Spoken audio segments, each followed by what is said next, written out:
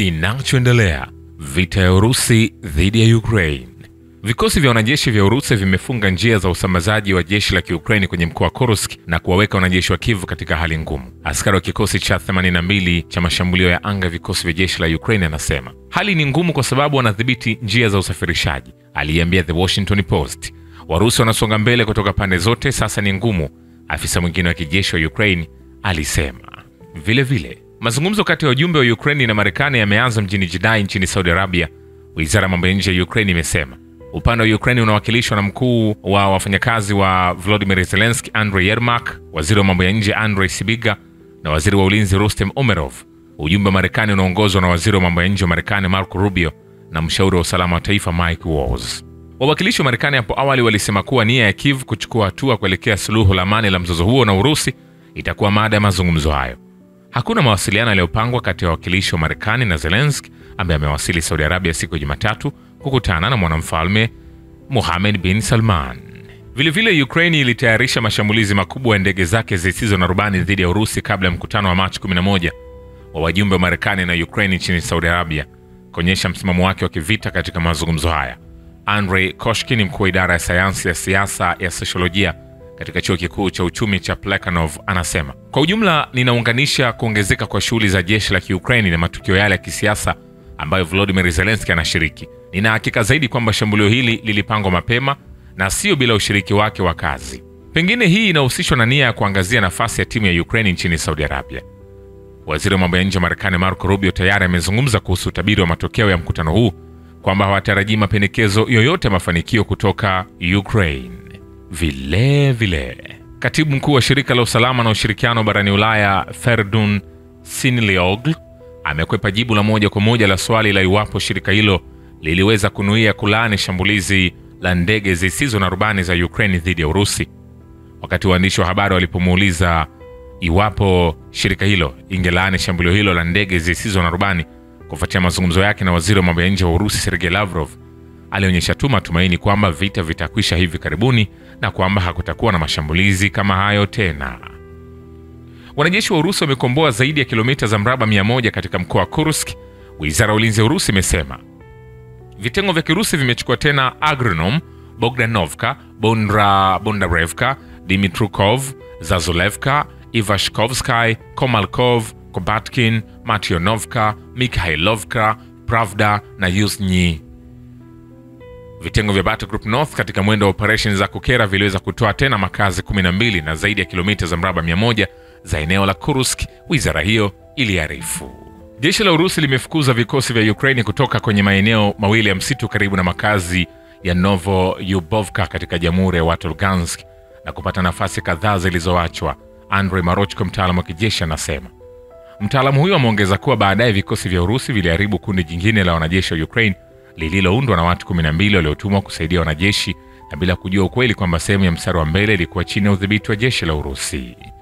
Vile kujipenyeza kwa wanajeshi wa Urusi nyuma ya safu za Ukraine kupitia bomba la gesi na kushindwa kwa vikosi vya Ukraine katika wilaya ya Sudzahansky ya mkoa wa Kursk kumesababisha hofu miongoni mwa wanajeshi wa Kiev. Kamanda wa kikosi maalum cha Akhmat Luteni Jenerali Apter Laudinov anasema, nikwambie hivi, hatujamaliza.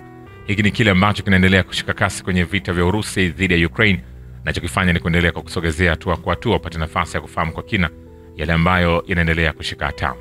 Wanajeshi wa Urusi wamekomboa maeneo 12 katika mpaka wa Kursk. Kundi la Kiukraini katika mji wa Sudza katika mkoa wa Kursk limepoteza mawasiliano na kamandi yake mjini Kiev, huku wanajeshi wakikimbia kwa wingi kutoka wilaya hiyo.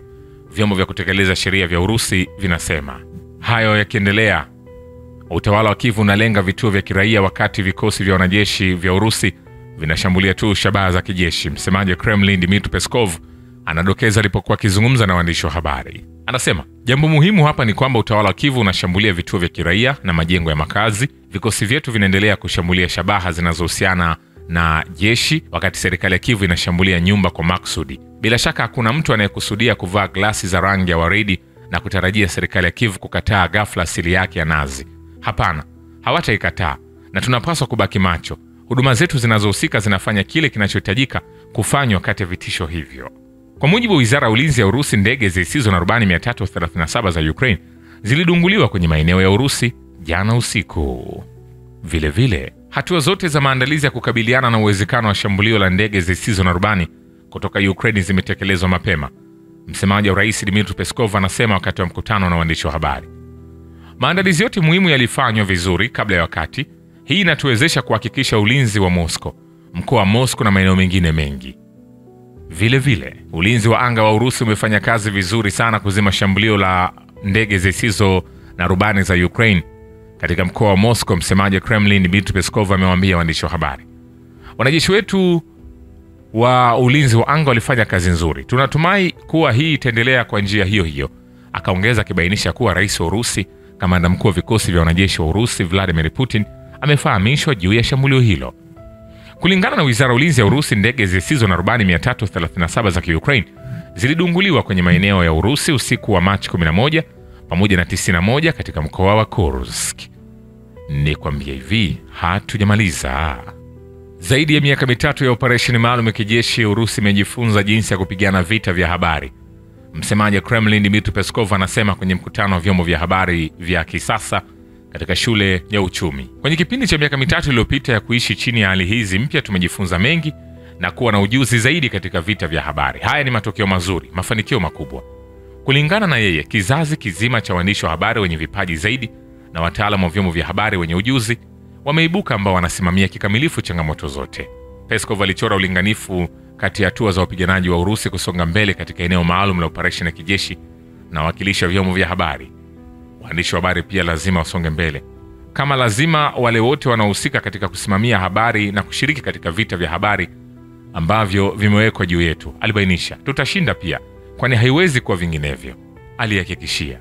Peskov alibainisha kuwa uwanja wa habari kwa sasa unaathiriwa na mambo mawili: hali ya vita ambayo watu wanapaswa kuishi na kufanya kazi, na mabadiliko ya jumla yanayoathiri uandishi wa habari, mtiririko wa habari na mfumo wa mtazamo na uzalishaji wa habari duniani kote. Hayo yakiendelea, msemaji wa Kremlin anasema utawala wa Kiev unaweza kuwa unajaribu kuharibu mwelekeo unaojitokeza kuelekea suluhu ya amani kwa kuandaa shambulio la ndege isiyo na rubani dhidi ya Moscow. Msemaji huyo alidokeza kwamba hakuna mazungumzo madhubuti ya amani yanayoendelea, na hata sasa huko Saudi Arabia, Wamarekani kulingana na wao wanajaribu kuelewa jinsi Ukraine iko tayari kwa mazungumzo ya amani. Hakuna cha kutatizwa bado, lakini ukweli kwamba mwelekeo unaojitokeza unaweza kuharibiwa zaidi ni kweli, alisema. Vile vile, msemaji wa Kremlin Dmitry Peskov amepuuza matarajio kwa mashirika la usalama na ushirikiano barani Ulaya litafikiria upya msimamo wake kuhusu mzozo wa Ukraine baada ya katibu mkuu wake Ferdin Siniloglu mapema Jumanne kutembelea eneo la shambulizi la usiku la kuruka ndege zisizo na rubani nje ya Moscow. Vile vile, Volodymyr Zelensky hatatafuta amani nchini Ukraine hadi apate dhamana ya usalama kutoka Marekani. Haya yote si mazito, anasema waziri wa mambo ya nje wa Urusi Sergei Lavrov kufuatia mazungumzo na Ferdin, katibu mkuu wa shirika la usalama na ushirikiano barani Ulaya. Bwana Zelensky anatangaza hadharani kwamba hataki kusitishwa kwa mapigano yoyote isipokuwa Marekani watampa hakikisho kwamba wataanzisha shambulio la nyuklia dhidi ya Urusi ikiwa itabidi. Anaweka swala hilo kwa njia sawa. Kwa sasa hii sio mbaya, Lavrov alisisitiza. Kwa kuwa Ukraine inahusika katika mzozo wa kijeshi na Urusi, wanachama wake wa Umoja wa Ulaya utasababisha vita kubwa Ulaya nzima. Waziri wa mambo ya nje na biashara wa Hungaria Peter Szijjarto anasema katika mkutano na waandishi wa habari mjini Budapest kufuatia mkutano na Musalia Mudavadi, katibu mkuu wa baraza la mawaziri na waziri wa mambo ya nje wa Kenya. Szijjarto alithibitisha kwamba Hungaria ilipinga kujitoa kwa haraka kwa Ukraine kwa EU ambayo tayari ilikuwa katika hali ngumu ya kiuchumi.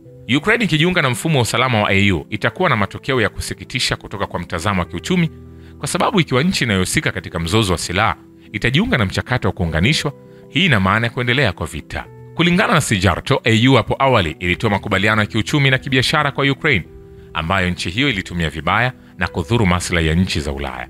Anasema tusisahau kwamba tuliwaruhusu kusafirisha nafaka kupitia nchi za Ulaya ya kati ili kuzipeleka Afrika. Matokeo yake walileta nafaka hapa na kufurika sokoni na kuharibu wakulima katika Ulaya ya kati. Mwisho wa kumnukuu.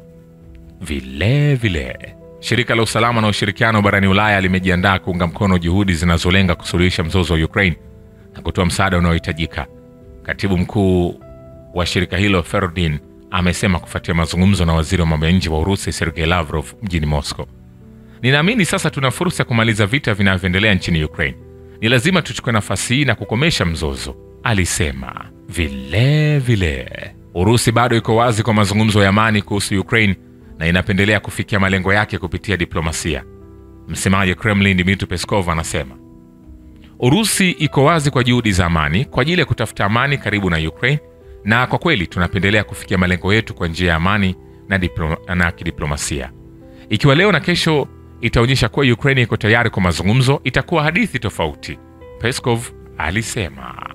Waziri wa mambo ya nje wa Urusi Sergei Lavrov amesema Jumanne alihutubia utatuzi wa mzozo wa Ukraine wakati wa mkutano wake na katibu mkuu wa shirika la usalama na ushirikiano barani Ulaya Fardun huko Moscow.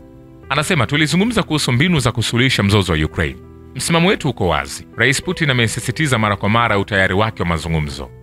Lavrov pia alibainisha kuwa Putin ameelezea mara kwa mara kanuni ambazo haziwezi kupuuzwa, ikiwa anazungumzia juu ya suluhu la kuaminika la mgogoro huu kwa kuondoa sababu zake. Vile vikosi vya wanajeshi vya Urusi vimekomboa makazi 12 kwenye mkoa wa Kursk katika siku iliyopita, wizara ya ulinzi ya Urusi imesema kwenye taarifa. Jeshi la Ukraine lilipoteza zaidi ya wanajeshi 270 katika muda wa saa 24 zilizopita. Nikwambie hivi, hatujamaliza. Mapendekezo ya kupeleka askari wa kulinda amani nchini Ukraine yanaonekana kuwa ni jaribio la kuwakinga mabaki ya utawala wa Kiev dhidi ya hasira za watu. Waziri wa mambo ya nje wa Urusi Sergei Lavrov anasema katika mkutano na waandishi wa habari kufuatia mazungumzo na Ferdinand, katibu mkuu wa shirika la usalama na ushirikiano barani Ulaya. Lavrov alisema kuwa mchakato wa kusuluhisha mzozo wa Kiukraini bado hujaanza. Anasema Zelensky anasema hadharani kwamba hataki maelewano yoyote hadi wa Amerika wampe hakikisho kwamba ikiwa chochote kitatokea wataipiga Urusi kwa silaha za nyuklia. Anauliza swali hili, mwisho wa kumnukuu.